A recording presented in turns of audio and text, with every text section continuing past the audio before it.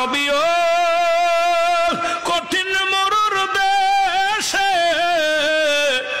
আইলা রাখালি আর বেশে মেসরাইতেন বনে জঙ্গলায়।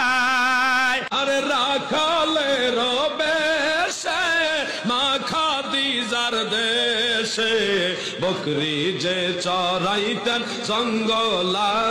আয়গ নবীজি আমি কোন সাধনে পাইব তোমায়।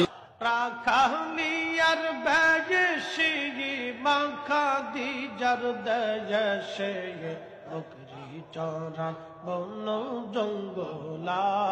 আই গো নবীজি কোন সাধনে পাইব তোমায়।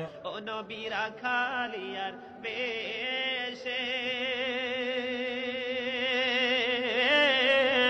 মা খাদিজার দেশে গো বকরি চড়াই তেনে জঙ্গলায় গো নবীজি কোন সাধনে পাইব তোমায়। নবী রাখালিয়ার বেশে বিবি খাদিজা দেশে বকরি চরাইতেন জঙ্গলা। নবী রাখালি আর বেশে কঠিন মরুর দেশে আর মেসরাইতেন বনে জঙ্গলা। আয়গ নবীজি কোন সাধনে পাইল আব্দুল্লাহ। একজনে গানে গানে বলতেছে সেটা আমরা মেনে নিয়েছি, গ্রহণ করে ফেলেছি। আরেকজনে সাহিত্যিকভাবে বলতেছে সেটা আমরা মেনে নিতে পারিনি। সেন্সিটিভ বিষয় হলো একজন বাটালিয়া সুরে গানের সুরে বলতেছে আমাদের কাছে প্রিয় মনে হয়েছে, আরেকজন সাহিত্যিকভাবে বলতেছে আমাদের কাছে সেটা মূর্খতা মনে হচ্ছে। এবার বুঝেন আমরা কত শিক্ষিত জাতি।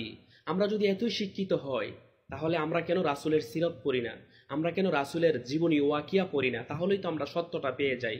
আজকে আমরা অন্যর দিকে তাকায় থাকি, নিজে এলেম অনুসরণ করার চেষ্টা করি না। অথচ রাসূল সাল্লাল্লাহু আলাইহি ওয়াসাল্লাম বলছেন তলাবুল ইলমি ফারিদাতুন আলা কুল্লি মুসলিম, দ্বীনে ইলম তলব করা প্রত্যেক মুসলমানদের জন্য ফরজ।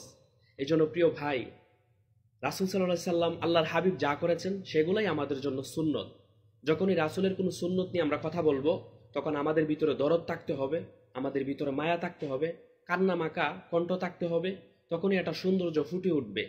আল্লাহ তাআলা আমাদের উভয়কেই বোঝার তৌফিক দান করুক। আমিন। আসসালামু আলাইকুম ওয়া রাহমাতুল্লাহ।